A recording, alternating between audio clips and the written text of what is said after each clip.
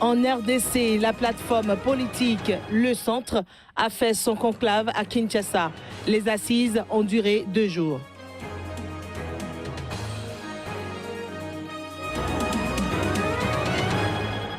Au Soudan, le président Omar El-Béchir demande que les habitants du Darfour rendent leurs armes.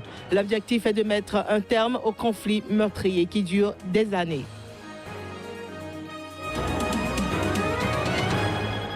Le président philippin Rodrigo Duterte a déclaré ce jeudi qu'il ferait tuer son fils si les accusations de trafic de drogue se révélaient fondées.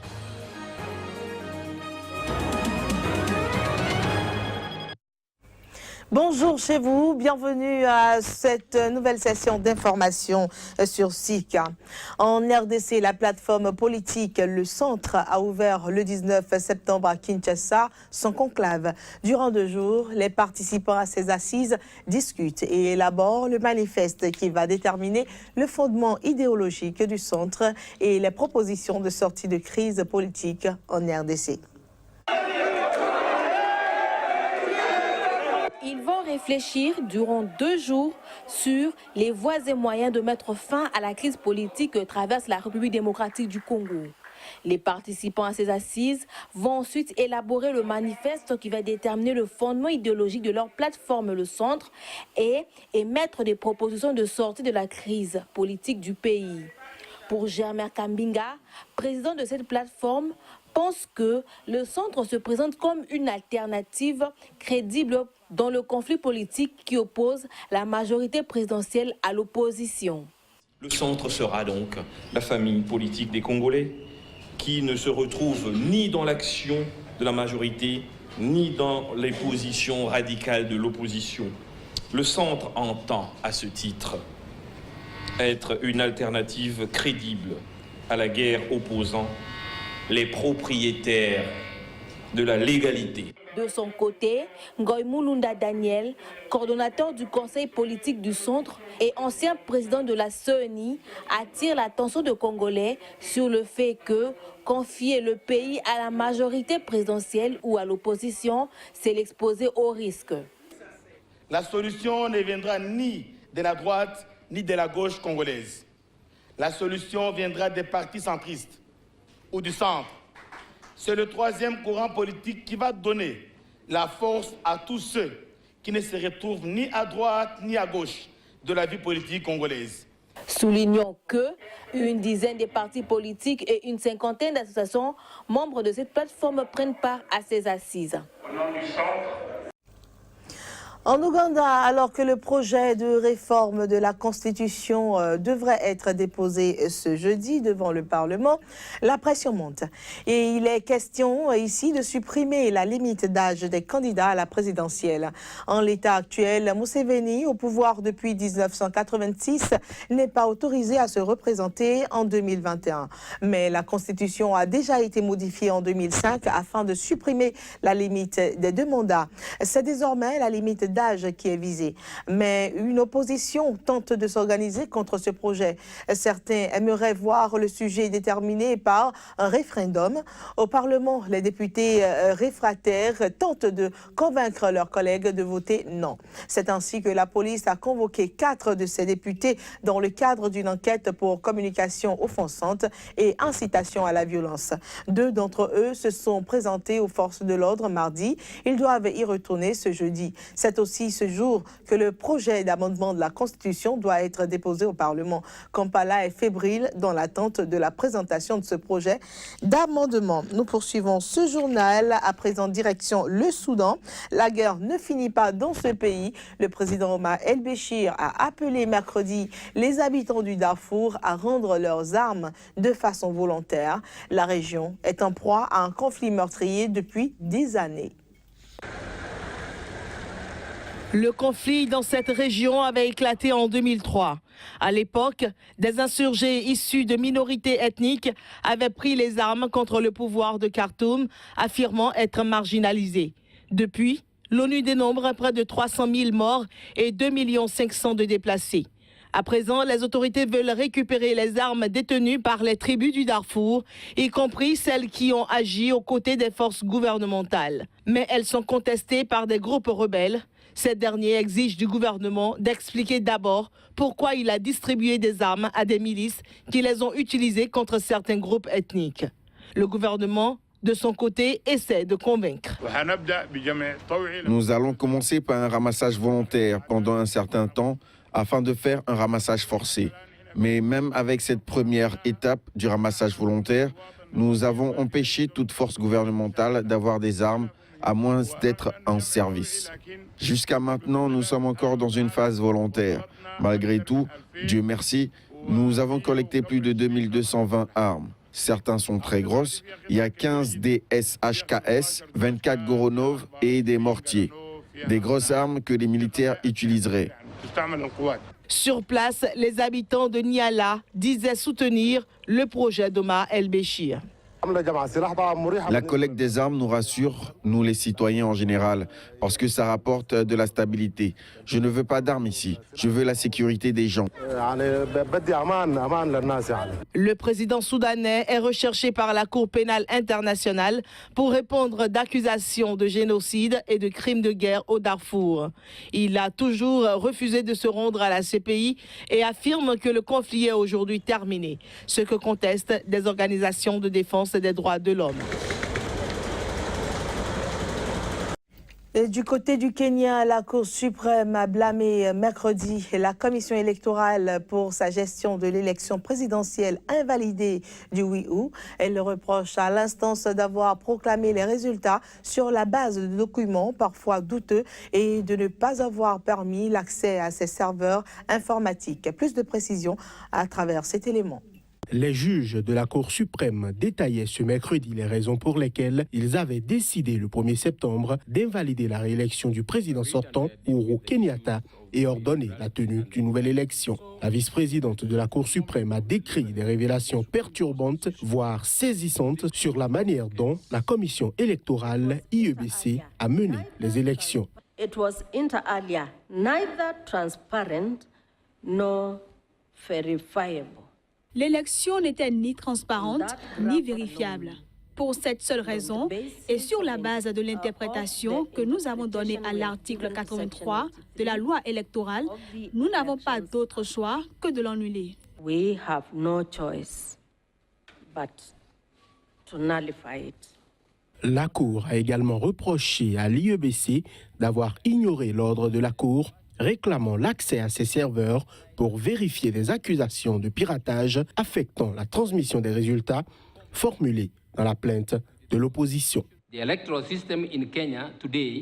Le système électoral au Kenya aujourd'hui a été conçu pour être simple et vérifiable. Entre le 8 août 2017 et le 11 août 2017, on ne peut pas dire qu'il n'y en a été ainsi.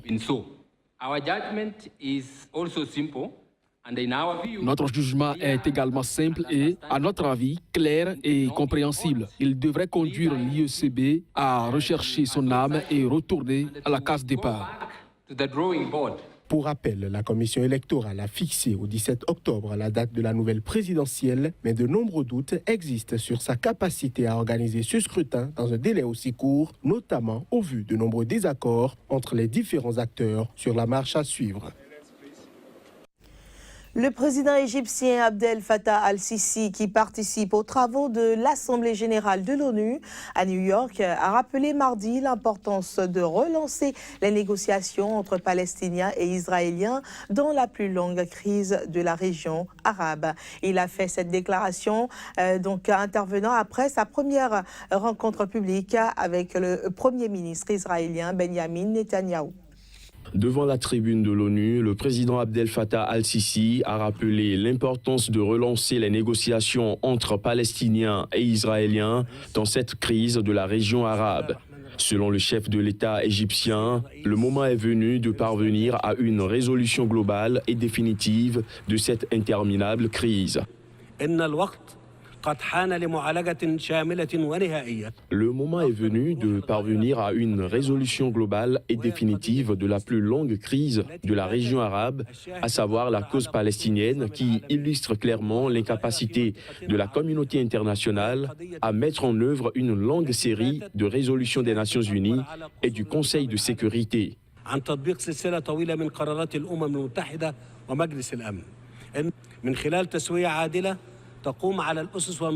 La clôture de ce chapitre par une décision juste, fondée sur les normes et principes internationaux, établissant un État palestinien indépendant le long des frontières de 1967, avec Jérusalem-Est comme capitale, est une condition préalable nécessaire pour que toute la région entre dans une nouvelle phase de stabilité et de développement.